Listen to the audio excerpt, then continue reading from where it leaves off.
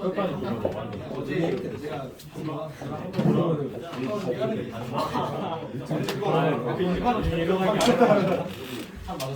맞아? 근데 우리는 안 봤어. 어떻게 들어가냐? 그냥 허리 깎고. 재미지 왜 화내? 여러분들 2부 시작할게요. 네. 2부 좀 길게 할 거예요. 2부가 저도 이게 정말 하고 싶었던 과목이었는데 이렇게 학원에서 하게 될지 몰랐어요. 네, 그리고 고3 학생들을 대상으로 할 줄 몰랐어. 원래는 좋아요.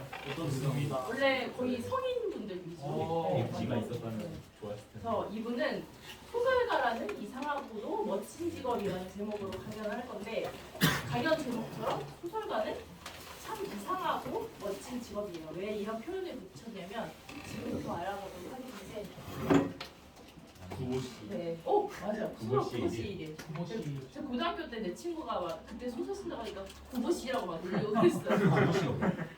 네, 소설가라면 네, 작품도 있고 작가 나름대로 작품 세계도 있겠죠. 네. 근데 왜 이상하냐면 뭐 친구도 없고 돈도 못 벌어요. 그래서 이상하고 예. 근데 또 멋있기도 해. 왜냐면은 강연 이렇게 남들 앞에서 강연하기도 하고 예. 그래서 소설가는 또 직업이 여러 개야. 강사였다가 작가였다가 글쓰기 교수야. 네. 그래서 이렇게 직업이 여러 개예요. 그래서 네, 그럼 제 소개부터 하겠습니다. 네. 자, 보셔. 네.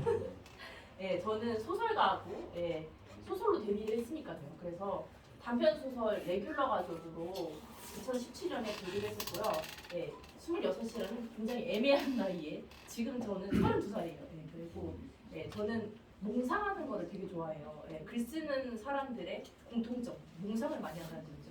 신기하게도 제가 했던 몽상들이 거의 다 이루어졌어요. 네, 그리고 제가 글을 쓰는 이유는 명확하진 않지만 삶의 열정이 많아서 글을 쓴다고 생각을 해요. 그래서 글 쓰시는 분들이 다 글 쓰는 이유가 다르거든요.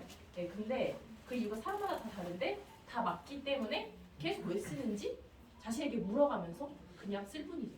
네, 쓸 뿐이고 그리고 제가 낸 책으로는 최근에 이게 전자책으로 냈거든요. 네, 취미로 글쓰기라는 에세이 책이고 김현준의 원딜 포인트 클래스는 제가 또 글쓰기 선생님이다 보니까 글쓰기 이론책이에요. 네, 이거를 냈고 전자책이어서 교보문고 알라딘 이런 데 가면 살 수 있어요. 한 권씩 사주세요. 네. 네. 이거 이렇게 됐어요. 이게 표지거든요. 네. 좀 뭐예요? 하트.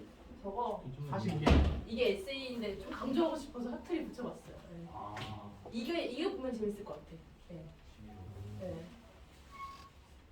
그래서 소설가에 가는 집가자를 써요. 네. 그래서 한마디로 집을 잘 지어야 된다. 소설가의 작품을 보면은 작가마다 다 일정하고도 비슷한 틀을 유지한 채 좀 다른 작품을 내요. 혹시 좋아하는 소설가 있어? 나비계곡. 이름 누구예요? 나비계곡. 이름이 나 처음 들어봤는데? 작가 이름이 아 진짜요? 또 다른 분? 개이고. 히가시노기. 히가시노기. 또 그분들의 작품 보면 공통점이 있어요. 그 사람은 맨날 미스터리만 내. 그쵸? 그렇죠. 네. 재밌어요. 그 사람은 그렇게 집을 지은 거야. 미스터리 작가. 네.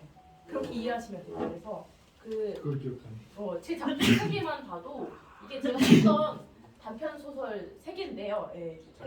공통점이 있어요. 예. 어떤 동료가 제 작품을 보더니 제목들이 다 뭔가 4차원 느낌이 난대. 예. 그런 공통점이 있는데 우선 레귤러 가족이 제 첫 번째 데뷔작인데 제목이 어때요? 예. 제목이 보통의 가족이라는 뜻이잖아요. 근데 내용이 보통이 아니야. 그래서 제목은 역설법, 역설을 썼던 거예요. 그래서 이 줄거리를 좀 얘기해 드릴게요. 준수라는 애가 나오는데 걔가 심부름센터에서 알바를 해요. 근데 우연히 자기 아버지에게 그 의뢰 전화를 받아. 근데 아버지 의뢰 내용이 자기 아내, 즉 자기 엄마한테 남자가 있는 것 같으니까 자기 엄마의 뒤를 밟아달라. 그래서 얘가 딱 전화를 받고서 자기 아빠니까 자기 목소리를 위장한 채로 일단 의뢰를 받아. 그러면서 그 사건을 풀어 나가는데 그래서 범인을 찾으려고 일주일 동안 엄마의 뒤를 밟아요. 근데 결국 아버지가 찾는 범인이 남자가 아니고 아버지 자신이었던 거예요. 왜 그랬냐면 아버지가 정년 퇴직을 하고 집에서 그러니까 위치가 작아져서 위처짐이 있었던 거예요. 그래서 네, 아빠가 찾아달라는 사람이 반전의 감정으로 자기 자신이었던 거여서 되게 비극적이지 않나? 네, 그래가지고 제목은 역설. 네, 그래서 제목이 레귤러 가족인데 레귤러가 보통이라는 뜻이잖아요. 근데 내용이 보통이 아니죠. 네. 그래서 역설이고 이거는 제가 21살 때 쓴 거예요. 네. 그래서 그때 진짜 오래됐죠. 네. 그래서 나는 성인 어른이다 그런 비장한 마음을 품고 완성했던 노래인데 제 데뷔작이고 뭐 두 군데에서 방송이 됐었어요. 근데 작가가 등단을 하는 방법은 두 가지가 있어요. 신춘문예로 하던가 뭐 문예지로 하던가. 예. 여러분들 중에 혹시 꿈이 작가이신 분은 없죠? 있었어요. 있어? 있어요? 있었어요. 있었어는 뭐야? 가셨어. 네. 가셨어? 아, 슬리핑 백.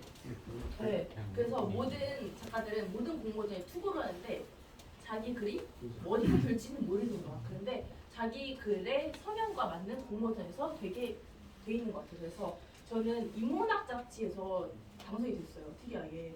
근데 인문학 잡지에서 됐는데 제가 생각해도 이 작품은 뭔가 인문학스러운 작품이었던 것 같아. 그래서 좀 맞는 데서 된 것 같고 그 평소 인문학의 고전이라고 불리는 혹시 수전 손택 들어봤어요? 네. 그런 작가가 있어요. 그 타인의 고통이라는 작품을 쓴 작가인데 예. 그 사람 글을 제가 되게 많이 읽고 막 그랬는데 그때 그 당시에 제가 도서관을 다녔는데 도서관 앞에 인문학이라는 플래카드가 붙어 있었어요. 근데 그 당시 이거 쓸 당시 인문학이 되게 유행했었거든요. 네. 그때 나 인문학 좋아하는 걸 왜 다른 사람들이 모르지 좀 알아줬으면 좋겠다 뭐 이런 몽상을 했었어. 근데 이 뭐 심사위원이 알아준 거지. 그러니까 나를 뽑아줬던 것 같아요. 그래서 그런 엉뚱한 생각을 했고 그래서 정말 인문학스러운 글이에요. 정상가족 이데올로기에 대해서 쓴 거거든요. 네. 과연 정상적인 가족이란 있을까? 네. 그 저는 항상 우리 집 이상하다고 생각했어요. 네. 근데 다른 친구 이야기 들어보니까 비교해보 우리 집이지 정상 같지 않아? 네. 그래가지고 그렇게 나온 건데 되게 엉뚱해요. 그래서 레귤러라는 게 되게 상대적이에요. 도미노 피자나 피자헛 가면은 레귤러 사이즈 주세요 하면은 다 달라. 가게마다 그쵸? 사이즈가. 네. 그리고 레귤러라는 단어가 보통이라는 뜻인데 레귤러라는 제목은 제가 글 쓸 때 카페에서 많이 쓰거든요. 거기 카페 가서 레귤러 사이즈 주세요 하다가 영감이 온 거예요 그냥. 네. 네. 근데 카페마다 레귤러 사이즈가 조금씩 달라요. 네. 그래가지고 내가 생각한 보통의 가족은 이렇다. 그래서 그런 상상력으로 쓴 거거든요. 그래서 제목 그대로 레귤러 가족은 가족 서사예요. 가족 서사. 네. 습작 시절 때 제가 처음 완성시킨 글이 가족 사진이라는 또 가족 서사였어요. 근데 그 내용이 뭐냐면 아빠가 성전환 수술하는 거였어요. 네. 지금 나오면 트리센터 막 이런 것들인데 왜 그런 게 나왔냐면 저희 집이 좀 엄마가 돈을 벌고 아빠가 돈을 안 벌었어. 그러니까 성 역할이 바뀐 것 같아요. 네, 그렇게 상상력이 된 거죠. 네. 그렇게 했는데 성인이 되어서 처음 글을 쓸 때 내가 왜 습작 때 가족 서사를 썼을까 그런 생각이 든 거예요. 그래서 저는 습작 시절이 고등학생 때였거든요. 고2 때 글을 처음 썼어요. 그때 네, 아직 학생이라 학생다운 글이 저는 가족 서사인 줄 그렇게 생각한 거죠. 네, 그래서 학생 때는 약간 연애 서사를 쓰기엔 내가 어린 것 같고, 네, 그래서 연애 서사가 뭐 성인 어른 글이라고 생각했던 것 같아요. 그래서 학생 때 연애 서사를 잘 못 쓸 것 같고, 그래서 내가 느낀 거 그런 걸 토대로 잘 쓸 수 있는 게 가족 서사라고 생각을 했던 거지. 네. 근데 커서는 반대로 생각해봤을 때 연애 서사를 쓰면 그게 성인 소설인가? 뭐 이런 생각을 하게 된 거예요. 그래서 아니었던 거지. 그래서 가족 서사가 성인 어른 글이라고 생각해서 또 쓴 거였어요. 네. 그래서 성인이 돼서 처음 습작한 글이 또 가족 서사인 거예요. 그래서 습작 시절 때 이제 가정 서사를 이제 그만 쓰고 싶다고 해서 가정 서사를 마무리 짓고 싶고 졸업하고 싶어서 또 쓴 게 가족 서사인 거죠. 네. 그래서 첫 작품 제목이 레귤러 가족. 그래서 저는 가족 이야기가 되게 좋아요. 되게 섬세하고 다정다감하고 또 가족 이야기가 끝이 없어. 파도 계속 나와요. 그래서 직업이 아까 말했던 신부름꾼이었다고. 그래서 내가 쓸 때 되게 재밌었어. 네, 스릴 넘치고.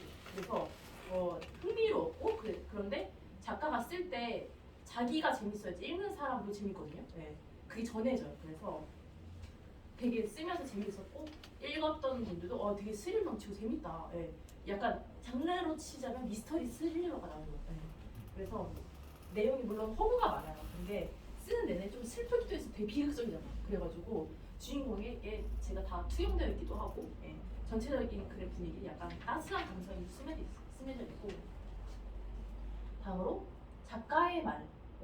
혹시 이 제목 많이 들어보지 않았어요? 네. 책 뒤에 있죠. 네. 그 틈새를 제가 단편 소설로 이렇게 쓴 거예요. 그래서 흔히 작가는 그런 말이 있어요. 작가는 작품으로 말하지 뭐 굳이 따로 말을 덧붙일 필요 없다. 이런 말이 있어요. 그 정도는 독자가 다 안단 말이지. 요즘 독자들은 똑똑해서. 그래서 저는 작가는 말하는 게 아니다. 그런 틀을 깨보고 싶었어. 그런 작품이 또 할 말이 많고. 저는 그래서 이번에 말을 많이 하려고 하는데 작가의 말의 줄거리가 어떻게 되냐면 주인공이 준영이라는 애가 나와요. 파우스트라는 출판사에 취직을 해요. 근데 좋아했던 베스트셀러 작가인 공이숙 작가를 좋아했는데 알고 보니 그 공이숙 작가가 대필 작가였다. 그래서 미리 뽑아준 대필이 뭐 그만둬서 갑자기 얘가 대필을 맡게 된 거야. 주인공이. 그래서 공이숙은 또 출판사 사장한테 영혼을 팔아버리면서 젊음을 얻으면서 뭐 그렇게 살았던 작가고 준영이 또 돈에 유혹당해가지고 대필 작가 하겠다고. 그래서 준영이 연재 소설을 쓰게 되는데 하필이면 뭐 즐거운 날집이라는 자전 소설을 쓰게 된 거야. 그래서 결국 소설 속에 나오는 뭐 공이숙의 전 남편이 찾아와가지고 대필 작가라는 사실이 들통나면서 공이숙이 뭐 죄책감에 자살을 하고 출판사는 문을 닫고 그러면서 끝이 나요. 그래서 재밌는 부분이 공이숙이라는 주인공 이름인데 이게 우리나라의 3대 여성 작가인 공지영, 은희경, 신경숙을 합친 거예요. 내가 들어봤죠 이 사람들. 한 글자씩 따가지고 그래서 약간 풍자 느낌이 나요. 그래서 소설 속에 공이숙은 기독교인으로 나오거든요. 근데 거기서 속도 위반을 해요. 근데 기독교에서 하면 안 돼. 근데 그래서 작가라면 한번 틀을 깨보고 싶은 사람이거든요. 그래서 한번 그렇게 틀 깨는 걸로 나오거든요. 기독교인데도 속도 위반을 하는 걸로. 그래서 그런 부분이 약간 쓰면서도 재밌었고 그리고 고전 파우스트 아세요 혹시? 그럼 드라마. 맞아. 괴테. 그 연극으로도 많이 해요. 네. 그거를 제가 거기서 영감을 얻었어요. 그래서 작가의 말을 쓰려고 파우스트를 여러 출판사별로 다 완독을 했어요. 근데 이거 쓸 때 어려웠던 게 고전 문장이잖아요. 그게 고전인데 그거를 신신 문장으로 바꾸는 게 어려웠어. 그래서 레귤러 가지고 제가 가족 사진 썼다고 했잖아요. 그런 습작품이 있었던 건데 이거는 한 번도 습작을 해본 적이 없던 처음 쓰는 거였어요. 그래서 되게 어려웠어요. 그래서 중도에 내가 포기하고 싶었고 막 초고를 얻고 다시 쓰고 막 그랬었어요. 근데 이 작품이 얼마나 힘들게 쓰여졌냐면 지금도 기억이 생생해요. 그래서 처음 써봐서 뭐 중도 포기하지 말자 막 이런 생각을 하면서 썼고 초고를 원래 단편소설 한 개의 초고가 분량이 어느 정도인지 아세요? 10장 그 정도인데 초고는 그것보다 좀 더 길게 쓰는 게 좋아요. 그런 다음에 그거를 편집해 나가는 게 좋은데 그래서 초고를 20장 정도 썼어요. 썼는데 넘게 썼다가 또 지웠어. 근데 왜 그러냐면 신신 문장으로 바꾸는 게 어려워서 계속 지웠어. 걱정과 달리 근데 또 빨리 써줬어요. 원래 평균 단편 소설 하나 쓸 때 조금 느리게 쓰면은 6개월이 걸린다고 하더라고요. 근데 그 상 받는 작품 그리고 성공하는 작품들의 공통점이 되게 빨리 쓰여진다는 거예요. 하룻밤 만에 쓰여진 게 오히려 상을 타고 그런 게 많아요. 그래서 이거는 5개월만 썼어요. 평균보다 빨리 썼죠. 그래서 상 받는 작품의 특징이에요. 빨리 쓰여진다는 거죠. 그래서 작가의 말을 쓰면서 저는 앞으로 더 작가로만 살고 싶다는 생각을 했었어요. 이 당시에. 그래서 이 글을 쓰면서 보면 독자가 언제든지 떠날 수 있다는 생각을 했어요. 왜냐면 이 작품이 좋은데 다른 작품 안 좋으면 독자 떠날 수 있잖아. 그래서 언제든지 떠날 수 있다. 그런 생각을 하면서 매번 다른 모습을 보여줘야 되겠다. 그런 생각을 했었어요. 그래서 파우스트 보면은 거기서 파우스트가 막 지고지순한 그 순간을 즐기거든요. 그런 것처럼 나도 이 작품으로 상 탔을 때 그 순간 즐기고 막 그랬었어요. 그리고 저는 이 글을 쓸 때 아버지를 떠올리면서 썼어요. 그래서 그래서 시간이 단축됐던 것 같아요. 내가 막 빨리 글을 써서 효도를 해야지 막 이런 생각을 했어. 여러 번 나이 때는 아직 효도 안 해도 되는데 이제 나이 들어가면 효도해야 되고 그래요. 그래가지고 기도도 되게 열심히 했어요. 그래서 이 글이 아버지를 위한 글이 되면 좋겠다 뭐 이런 생각을 하면서 했고 또 탈고가 뭔지 아세요? 글 다 쓴 거를 이제 완성시키고 끝내는 거 탈고라고 하거든요. 그래서 탈고 후에 하고 있기도 했지만 동시에 저는 이 작품을 쓰고서 내가 이거 상 탈 줄 느낌이 왔어. 그래가지고 재수없지만 당선 소감을 미리 써놨어요. 네, 저는 약간 제 글을 스스로 판단을 할 수 있는 능력이 있어요. 그래가지고 선생님이 된 걸 수도 있어요. 네, 저한테 이렇게 글쓰기 배우는 분들은 스스로 글을 볼 줄 아는 능력이 없으니까 배우는 거잖아요. 근데 저는 제가 스스로 봤을 때 여기 이상하고 여기 고치면 되겠다 뭐 이런 게 보였던 거지. 그래서 선생님이 된 것 같아요. 네, 자체 편집 모드가 있는 거지. 네, 그래서 단편 소설집 내려면은 단편 소설이 몇 개 모여야 되는지 아세요 혹시? 10개. 아니요 7개. 7개. 최소 7개. 예. 그래서 작가의 말은 보통 여러분들이 책 맨 뒤에서 봤잖아요. 그래서 약간 구성상 7번째에 어울릴 것 같지 않아요? 예. 그래서 저도 7번째에 실으려고 해서 책을 낸다면 근데 7번째로 쓰진 않았어. 3번째로 썼어. 네. 왜냐면은 그 작가들 사이에서 하는 말로 뭔가 나한테 센 소재가 있다. 그럼 그거를 먼저 써야 된대. 그러면 그보다 더 센 소재가 나온다. 네. 그래서 나는 이게 뭔가 세 보였어요. 소재가. 그래서 이거를 7번째에 실을 거지만 3번째에 썼어. 네. 네. 그래서 그렇게 먼저 써야 된다고 하더라고요. 그래서 읽어보면 중간중간에 고뇌의 흔적들이 여기서 이 작가가 힘들었겠구나 이런 게 보였나 봐. 그래서 심사평에 고뇌의 흔적이 보인다 막 이런 것도 있었고 또 동시에 되게 술술 써지기도 했어요. 그래서 얼마나 술술 써졌냐면 여러분들 아직 술을 마실 나이는 아니지만 어른이 되면 이제 일이 잘 풀리거나 그러면 술을 많이 마셔요. 그때 얼마나 잘 풀려면 이 작품을 쓸 때 매일매일 뭔가 잘 풀리는 느낌이 들어서 일주일에 병맥주를 6병을 마셨어요. 네. 그래서 주말마다 일요일마다 그 병을 팔러 갔어. 그 병에 그 병 팔면은 180원 준다고 써 있거든요. 그 마트에 팔러 갔어요. 네. 그 정도로 술을 많이 마셨고 그래서 잘 됐어. 네. 그래서 저는 아직 겪어보지 않았지만 겪고 싶은 일을 예지 영감 상상력이라고 부르거든요. 그래서 저는 아직 연재 소설을 인터넷에 해본 적이 없어. 근데 여기서는 얘가 연재 소설을 하잖아요. 그래서 그 부분이 내가 쓰면서 재밌었어. 그리고 뭐 파우스트 읽어보면 아시겠지만 서재 1, 2가 나와요. 근데 나는 작가인데 서재가 없어. 왜 없냐면 그 책 앞에서 서성거리느라 뭐 시간을 많이 낭비해서 책을 다 팔아버렸어요. 그래서 서재가 없거든요. 근데 여기서는 서재가 또 나와. 그런 면들이 또 예지 영감 상상력에서 재밌었고 초고를 작가님한 초고를 23살 했었어요. 이거. 네. 레귤러 과정 21살 썼잖아요. 이거 23살 썼는데 네. 그 거기에 편집장이라는 캐릭터가 많이 나왔는데 이 글을 쓸 때 그래서 편집자에 대한 그 책을 되게 많이 읽었어요. 그래서 자료 조사를 되게 많이 했고 되게 끊임없이 읽었는데 그게 되게 많이 나왔어요. 그리고 제 일상이 또 나왔는데 저는 평소에 집에서 손가락 하나 안 해요. 그래가지고 아무도 할 수 있는 게 없어. 나는 돈 벌고 그냥 글 쓰고 이거밖에 못해. 그래가지고 엄마가 진짜 막 너는 집에서 아무것도 안 한다 이러는데 그래서 음식을 안 한다거나 뭐 작업실 없이 카페에서 쓴다거나 이런 부분이 또 나왔어요. 그래서 이런 일기 같은 면이 나올까 했는데 다 나왔는데 작업실이 없다는 말은 꼭 내가 넣고 싶었던 게 그 책을 되게 많이 읽었댔잖아요. 근데 어디서 읽었는데 그 공지영 작가라고 하면 우리나라에서 되게 성공한 작가잖아요. 근데 그 사람이 했던 말이 성공하는 작가들의 공통점이 작업실이 없다는 거예요. 네. 왜냐면 작업실이 있으면 오히려 게을러진대. 그래서 저는 글 쓸 때 되게 떠돌면서 쓰는 스타일이에요. 그래서 작업실 없이 카페에서 썼다가 도서관에 가서 썼다가 또 이 카페에서 뭐 익숙해지면 저 카페에 가고 네.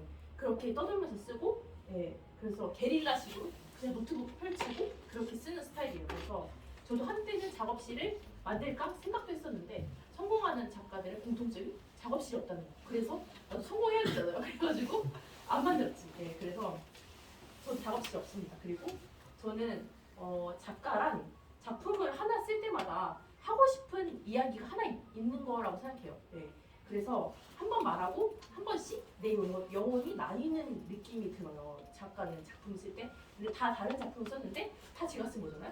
그러면 영혼은 똑같죠. 네. 그래서 이 작가의 말 중에 제가 낭독하고 싶은 문장이 있어요. 파도 끝없다, 말한다, 죽는다, 나뉜다, 분절이다. 네, 이 부분을 말하고 싶은데 파도 영혼 끝이 없고 뭐 영혼이 분절되는 느낌이 들었어요. 진짜. 네.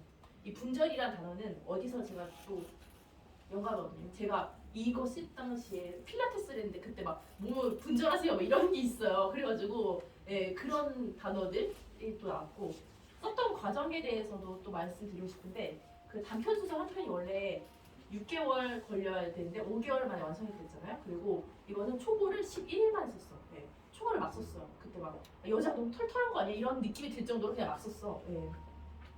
떠오르는 문장을 두서없이 쓰고 뒤에 있는 문장을 앞으로 옮기고 네. 그러면서 그게 되게 힘들었어요. 그래서 이거를 몇 번 고치냐면 157번을 고쳤어요. 네. 근데 5개월밖에 안 걸렸어. 근데 원래 초고 퇴고를 그 정도 해야 돼. 네. 제가 맨날 한 번 고칠 때마다 버전 1, 2 이렇게 썼는데 157번 고쳤더라고요. 네. 그래서 하루키 아시죠, 여러분?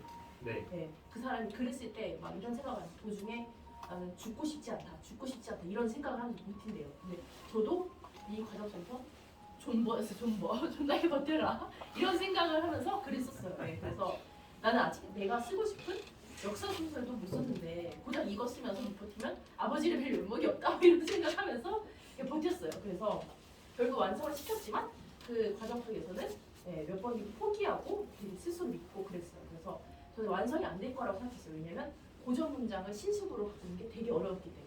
그래서 이 글을 쓸 때 되게 여러 가지 사연들이 있는데 그런 것들이 또 글의 우연성이 나와요. 그래서 또 있었던 일이 뭐 나이에 안 맞게 갑자기 사랑니가 온 거야. 그래서 여기 너무 아파가지고 왜 엄마가 볼거리 아니야? 막 이런 식으로 막 얘기하고 그래서 그런 것들도 힘들었고 또 계속 기도하면서 쓰고 또 글 잘 쓰기 위한 노력으로 제가 했던 게 특이하게 맛있는 것만 먹는 거예요. 저는 글을 쓸 때 안 풀리면 학생들이 어떻게 해야 되니? 그러면 맛있는 거 드세요 이래요. 그럼 기분이 좋아져서 글이 잘 풀리거든요. 그래서 그때 1일 1식을 했었는데 1식을 꼭 스파게티만 먹었어요. 네. 그렇게 맛있는 거 먹으면서 글을 썼습니다. 그 다음은 고비. 고비에 대해서 이야기 드렸는데 제목은 죽을 고비를 느끼다. 그 고비가 맞아요. 그래서 저는 항상 인생은 산을 오르는 것 같다는 생각을 주고 했어요. 여러분들도 지금 대학이라는 산을 오르기 위해서 이렇게 공부하시는 것처럼 산을 오르는 것 같다. 근데 또 대학 가시면 또 취직이라는 산을 올라야 되고 이렇게 그래서 저는 항상 산을 오르는 것 같다는 생각을 했어요. 그래서 산악 문학을 쓰게 됐어요. 산악 문학. 그래서 글쓰기라는 산을 오를 때도 그만두고 싶은 그 고비를 되게 자주 느꼈어요. 그래서 고비의 줄거리는 백두산이라는 이름을 가진 주인공인 산악인이 나와. 근데 백두산이 한때 어느 정도까지 이렇게 올랐던 산악인이었어. 그래서 그 기록을 세운 사람인데 폐결핵을 앓고 있는 거야. 그래서 더 이상 산악인으로 높이 오르는 걸 그만두려고 해요. 근데 그런 찰나에 산악 투어라는 스폰서이자 여행사 대표인 그 사람이 한 번 더 올라보자고 이렇게 꼬드겨요. 그래서 우리 회사 홍보도 되고 그래서 한번 올라보자. 그래서 다시 도전을 하게 되는데 얘가 폐결핵을 앓고 있잖아요. 근데 히말라야 가면은 고산병 걸리는 거 알죠? 네. 그 폐결핵을 앓고 있는데 고산병까지 걸려서 결국 백두산이 죽고 말아요. 그런데 산악 투어 사장은 여행사를 돌려막기식으로 운영하다가 이제 경찰을 피해 도망다니다가 결국 붙잡히고 이렇게 소설은 비극적으로 끝이 나요. 주인공이 폐결핵을 앓고 있는 부분은 저희 아버지에 영감 받았어요. 저희 아버지 옛날 사람이잖아요. 근데 아버지가 서울대 가시려고 공부하시다가 폐결핵에 걸리셨었어. 그래가지고 그런 거에 영감을 얻었거든요. 그래서 주인공도 폐결핵을 앓고 있는 얘기를 한 거예요. 그래서 실제 초고 쓸 때 힘들었는데 제가 어디서 초고 썼냐면 PC방에서 썼어요. 그래서 PC방 가면은 공기가 되게 희박하죠. 담배 연기 때문에. 그래서 히말라야 가면 공기가 희박해요. 그쵸? 그래서 PC방도 그렇게 히말라야처럼 공기가 안 좋았고 저에게는 PC방이 히말라야나 다름없는 그런 장소였어요. 왜냐면 저는 잠을 쫓기 위해서 PC방 모니터 앞에서 밤을 샜던 거죠. 그래서 밤새서 글 쓰려고 PC방에 썼었어요.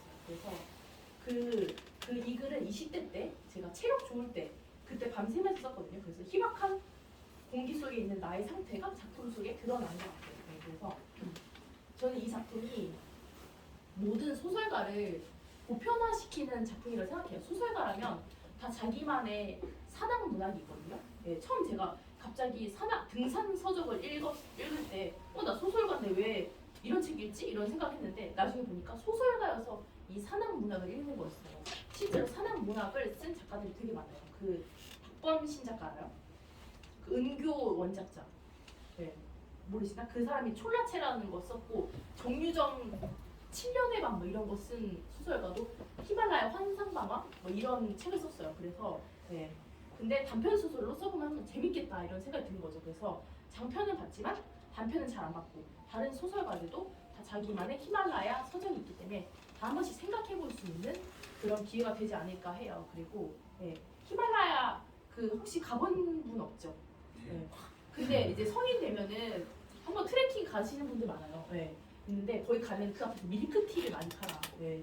근데 막상 글을 쓸 때는 밀크티를 제가 한 잔도 안 마셨어요. 왜냐면 그 전에 많이 마셨기 때문에. 그래서 저에게 더 이상 밀크티는 히말라야 음료가 아니고 저에게 히말라야 음료가 맥주였어요. 네. 왜냐면 사르비아도 맥주 마실 수 있고 글을 써야지 맥주 마실 수 있고 그래가지고 하루키도 하루키가 마라톤 열심히 하는 사람인데 마라톤 완주하면 맥주 마시고 맥주 마시려고 마라톤 하고 그런 사람이거든요. 예. 그래서 이렇게 세 가지 제 작품에 대해서 얘기를 해봤어요. 그래서 작품 색에 대한 이야기는 이 정도까지 하겠고 제 작품들도 좀 공통점 있는 것 같지 않아요?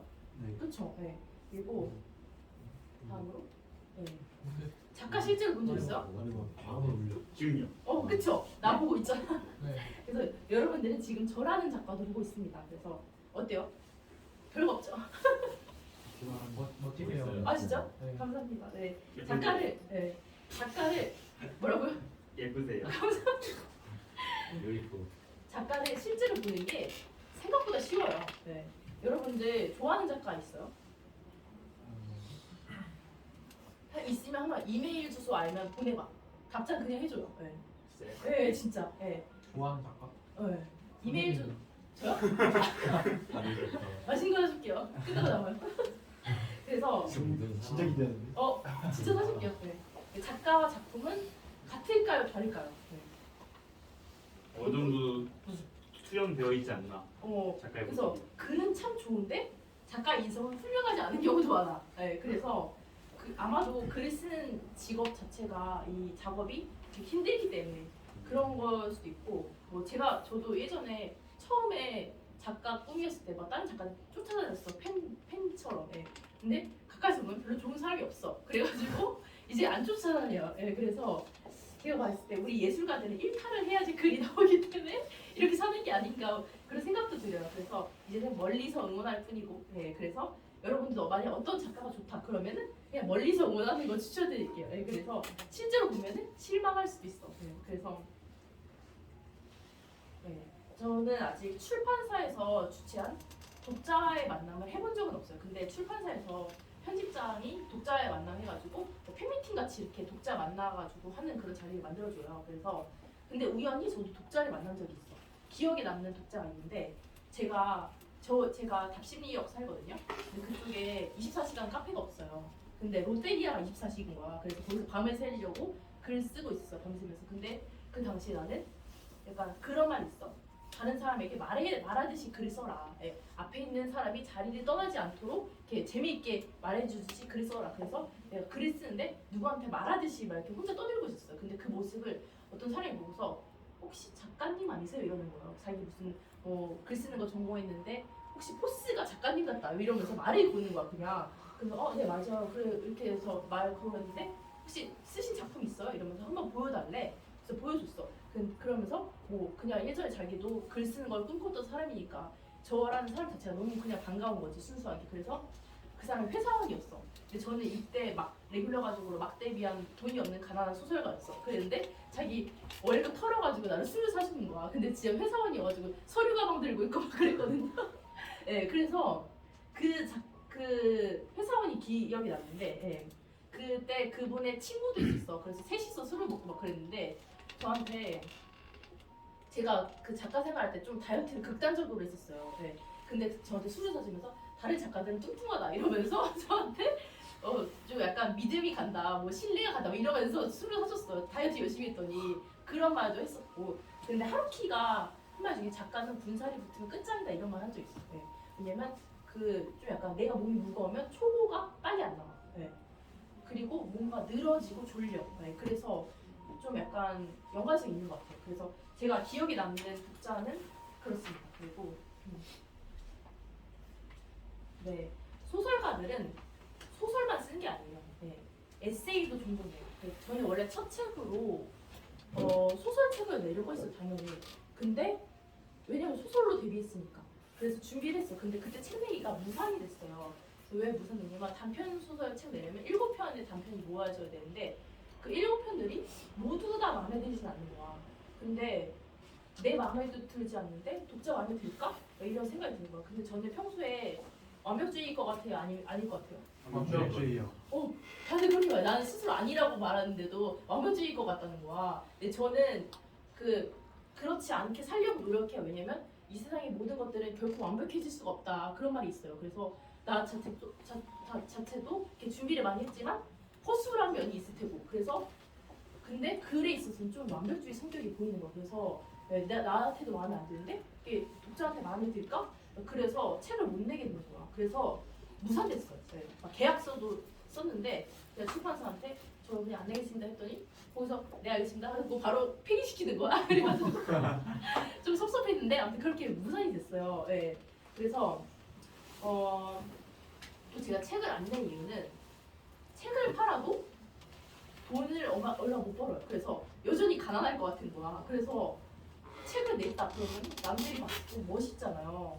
내가 봤을 때 내 모습이 멋있지 않은 거야. 그래서 남에게 보여지는 인생을 사는 것 같아서 그래서 안 냈어요. 그런 이유로. 네, 남에게 보여지는 삶을 살고 싶지 않았거든요. 그래서 소설책 내기는 무산했어요. 그러다가 이제 강사 생활을 하다가 다시 글을 쓰게 됐는데 이상하게 이제 소설이 안 나오고 에세이가 나오는 거예요. 근데 그래서 에세이를 썼어요. 그래서 저도 제가 에세이를 쓰게 될 줄 몰랐어요. 왜냐면 나는 소설만 쓰던 사람이니까.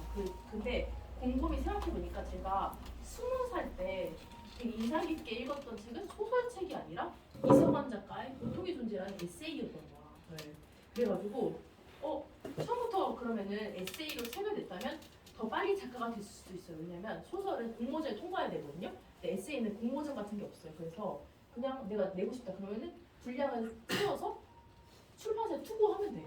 네, 그래서 에세이 작가가 되는 게 조금 더 쉬울 수가 있어요. 네. 그래서 왜 내가 이런 생각 못했지? 나 만약에 에세이로 데뷔했으면은 뭐 26보다 더 빨리 작가 될 수 있었지 않을까? 뭐 이런 생각도 있었어요. 네. 그래서 네, 저는 아까 말씀드렸듯이 26살에 등단을 했습니다. 보통 이 나이에 뭐 하죠? 취직하죠. 네. 근데 저는 작가 꿈이어서 네, 그 꿈을 이루기 위해서 다른 사람들 이력서 넣을 때 나는 공모전에 글을 투고했던 거지. 네, 그래서 그때 저는 26살에 등단했을 때 바보같이 취직한 줄 알았어요. 네, 그렇게 생각했어요. 네. 근데 소설가는 무슨 회사도 없고 월급이 있는 것도 아니고 그래서 어디 소속된 것도 아니고 그래서 사실 근데 저는 이런 어디에도 소속되지 않은 상태가 별로 불안하지 않아요. 네, 왜냐하면 태생이 자유여건이어서 내가 20살 때 어디에도 소속되고 싶지 않다 뭐 이런 생각을 하면서 살았어요. 네, 진짜. 그래서 저는 등단 전후로 나누어서 얘기를 드리고 싶은데 바뀐 게 하나도 없어요. 네, 작가 지망생 시절에 20대여서 가난했고 등단 후에도 월급 안 나오니까 똑같이 가난했어. 네, 그래서 작가가 된 후에도 여전히 가난했었어요. 근데 제 친구들 보니까 다 회사원 하면서 취직했을 거 아니에요. 그래서 안정적으로 사는 모습이 제 눈에 보였어요. 그래서 2년 정도 제가 28까지 그 작가 생활을 했어요. 근데 계속 돈도 못 벌고 가난하니까 든 생각이 나 실패했다, 나 망했다 이 생각이 들었어요. 그래서 회사원 된 친구들이랑 비교했을 때 나는 시작점부터 달랐구나. 네. 그런 생각을 했어요. 그러다가 네.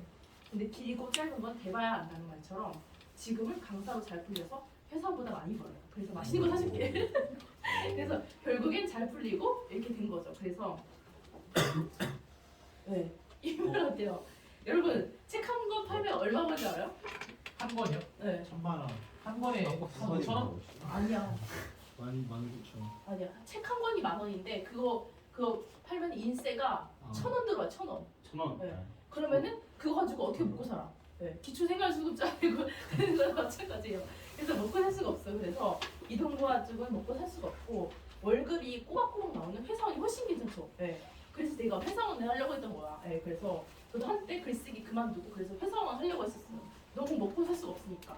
네. 근데 엉뚱하게 회사원 준비하다가 강사로 잘 풀리게 된 거야. 그래가지고 예전에 어떤 학생이 저한테 자기가 잘 나가는 회사원이래. 그러면서 저한테 연봉이 어떻게 되세요? 이러는 거야. 그래가지고 저는 프리랜서거든요. 그래서 달마다 조금씩 달라요.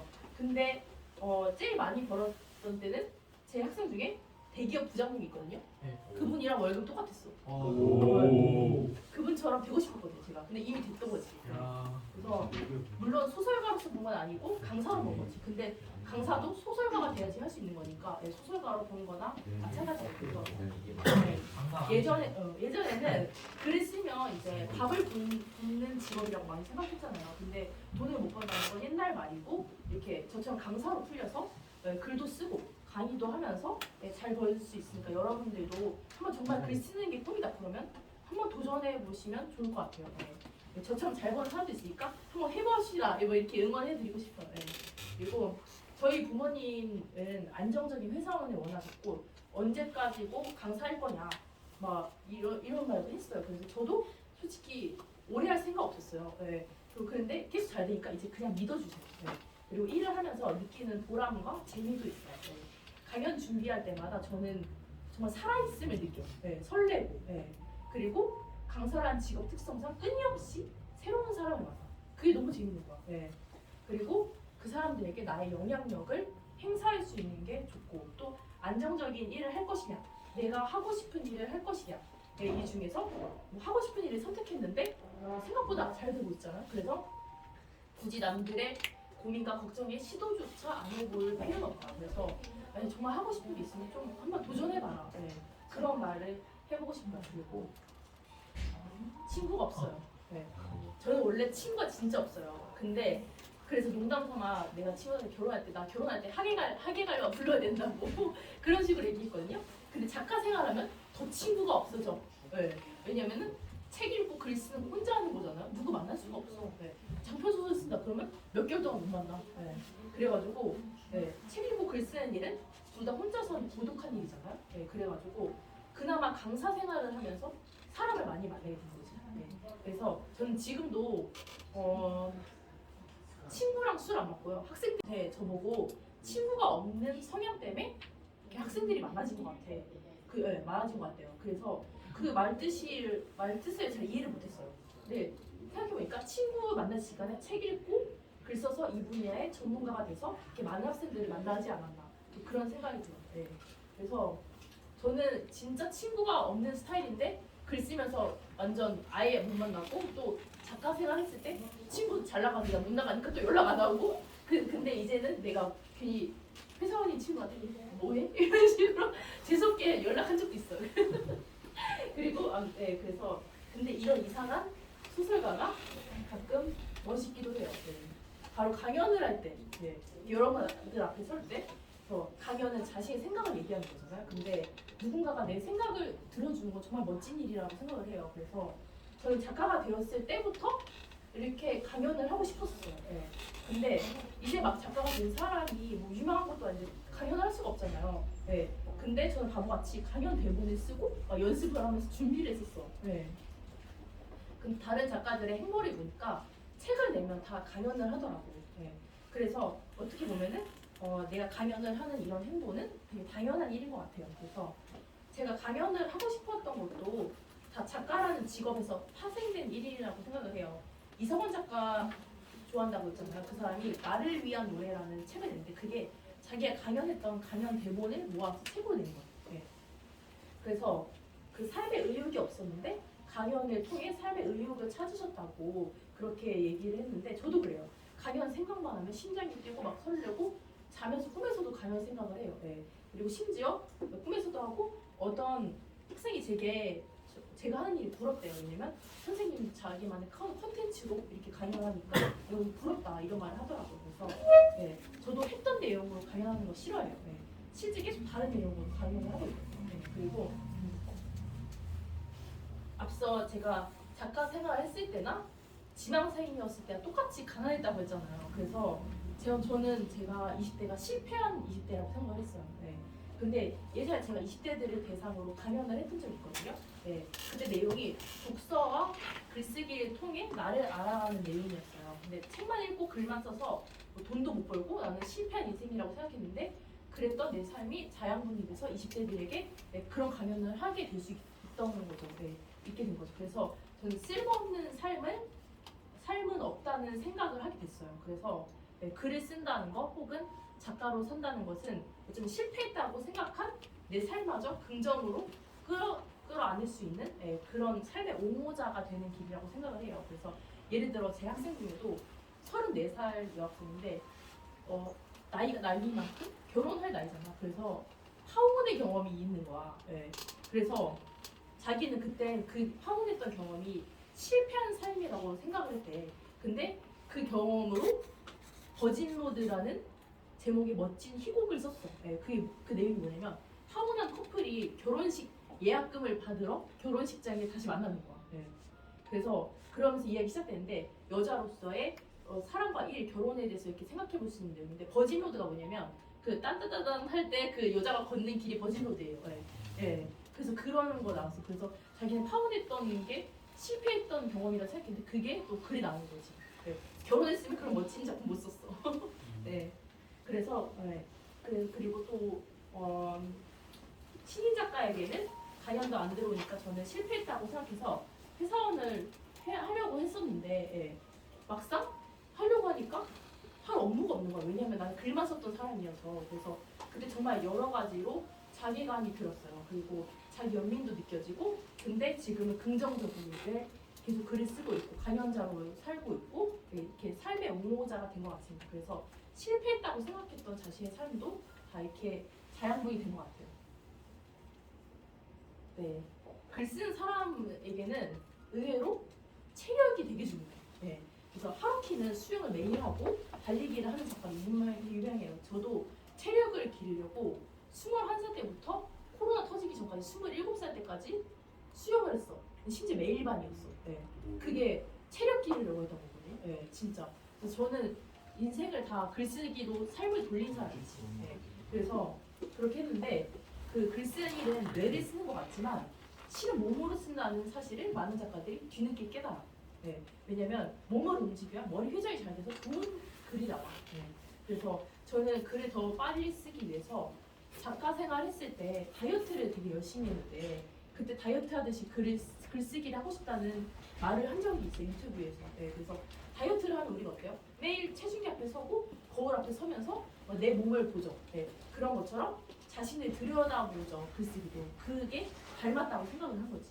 그래서 글을 쓸 때 우리가 내면을 들여다보는 거 그런 거랑 다이어트가 비슷하다고 생각을 했던 것 같아요. 그래서 글쓰기와 몸쓰기는 뗄래야 뗄 수 없는 관계다.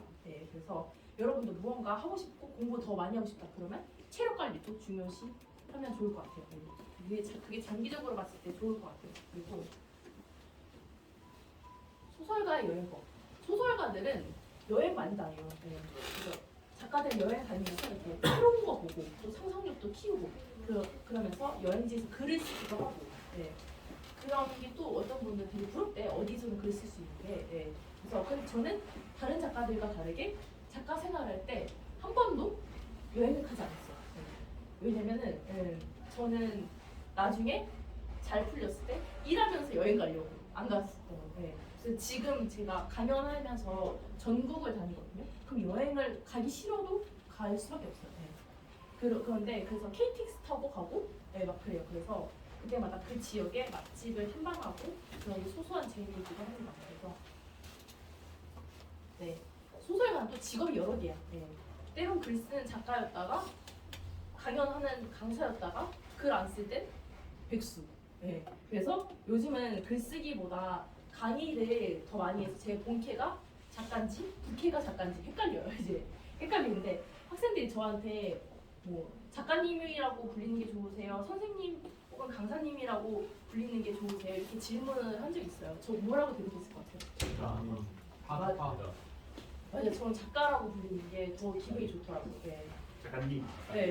그래서 그런 거 보니까 그걸로 보면 본캐는 작가인 것 같아요. 작가라고 불릴 때 기분이 더 좋으니까. 그래서 그리고 부캐 강사에게 필요한 자질이 제가 뭐를 말했을 것 같아요. 뭐 인성 뭐 이런 거 있을 거예요. 그 중에 저는 의외로 관종 기질을 말했어요.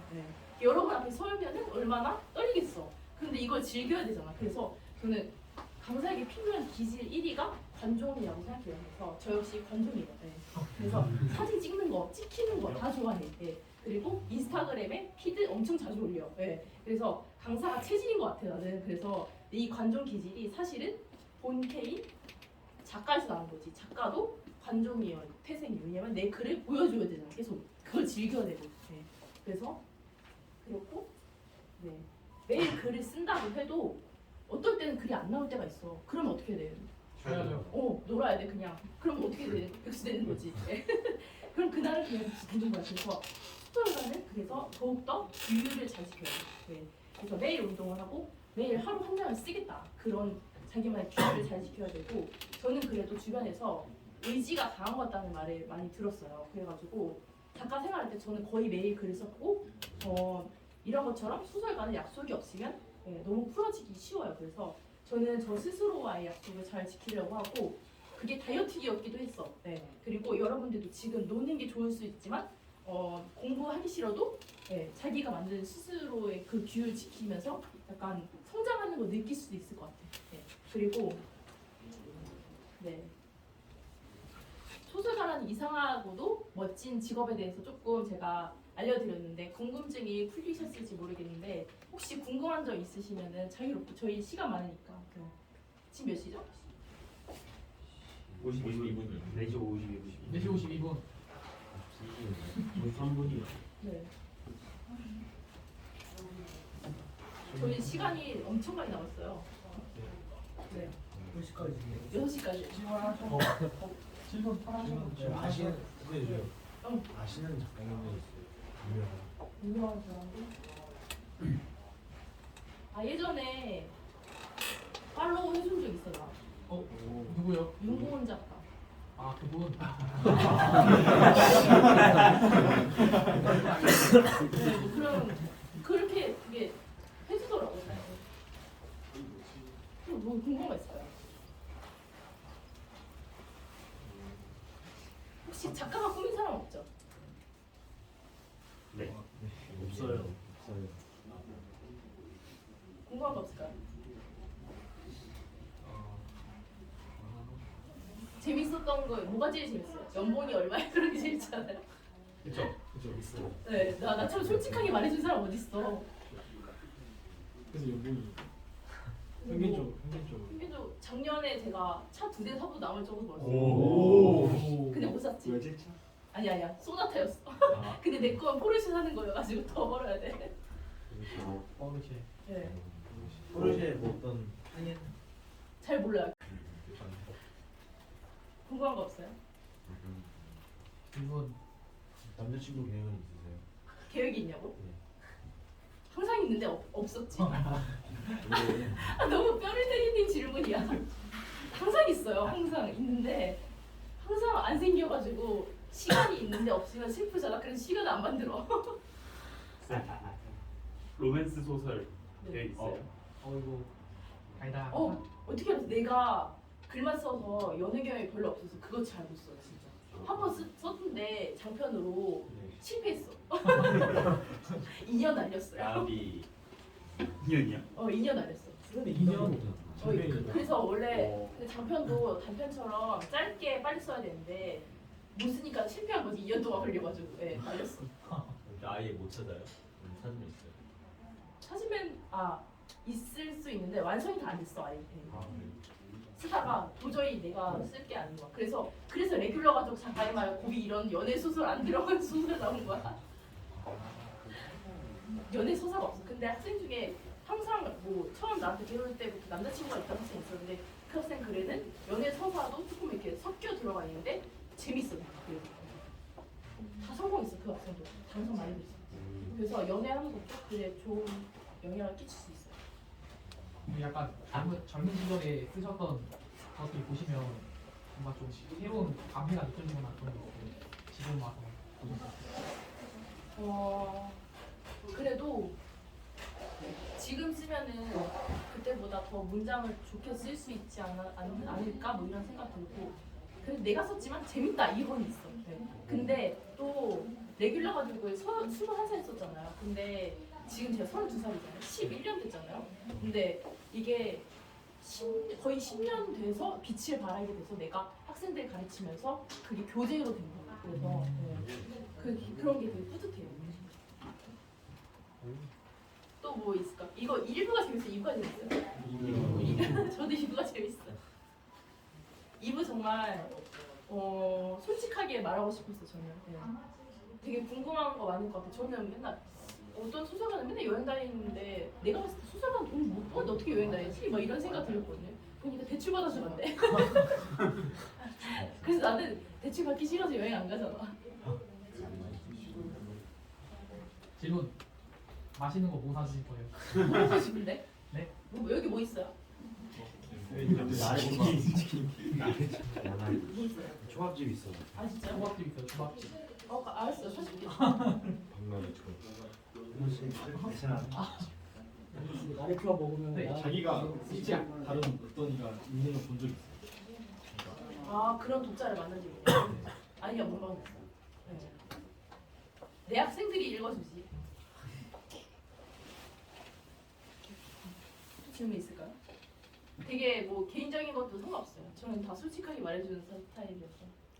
가르치는 학생들 중에 약간 눈에 띄게 재능이 있어 보이는 애들 공통점 같은 오 질문 작가로서. 수준이에요. 열심히 한다는 거죠. 거. 똑같이 돈을 내도 끈기가 없으면 그만두거든요. 근데 항상 숙제 해오고 열심히 하고 그 솔직히 좀 타고난 재능이 있는 학생이 들어오는 경우도 있고 좀 재능이 없는데 들어오는 학생도 있어요. 근데 저는 좀 타고난 재능이 있는데 들어온 학생이 조금 더 가르치기 쉬워요. 근데 그런 게 있긴 있어요. 타고난 게 조금. 제 눈에 띄는 재능이 있는 학생 있어요. 그럼 작가는 만들어지는 거예요? 아니면 태어나는 거예요? 저는 약간 철학적인. 저는 만들어지는 거라고 생각해요. 왜냐면 작가는 타고난 재능이 좀 없어도 노력으로 메꿀 수가 있어요. 그래서 만약에 학생 중에 그 좀 타고난 게 없는 학생이 있고 타고난 게 좀 있는 학생이 있었어요. 근데 타고난 게 없는 학생이 더 노력을 해서 더 많이 당선됐어요. 그렇군요. 또 뭐 있을까요? 이제 최종 목표가 뭐예요? 제 꿈이요? 네. 내가 어떤 강연에서도 그런 질문 드렸어요.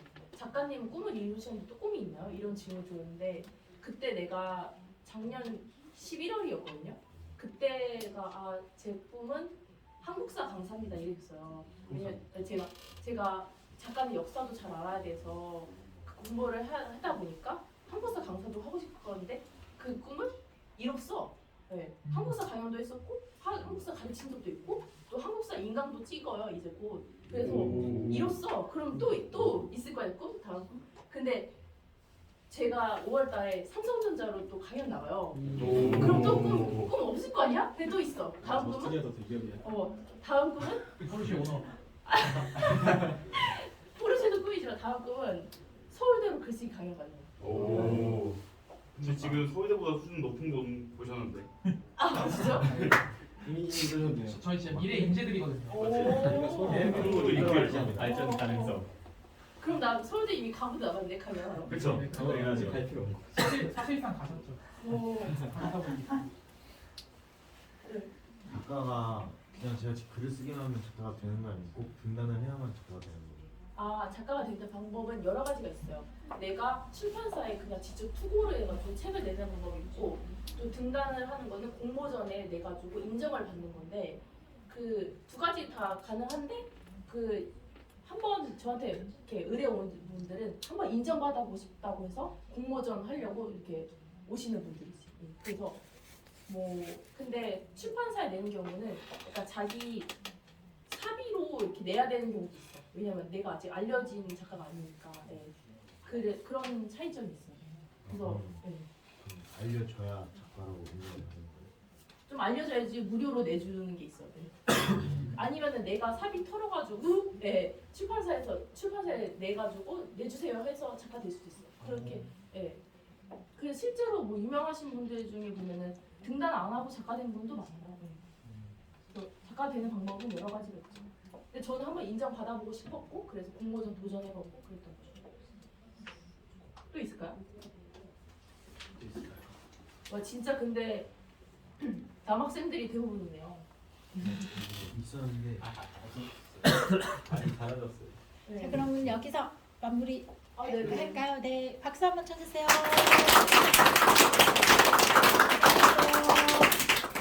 보여주셔서 감사해요. 그냥 잠깐 앉아 계세요. 어떻게 되는 거예요? 나무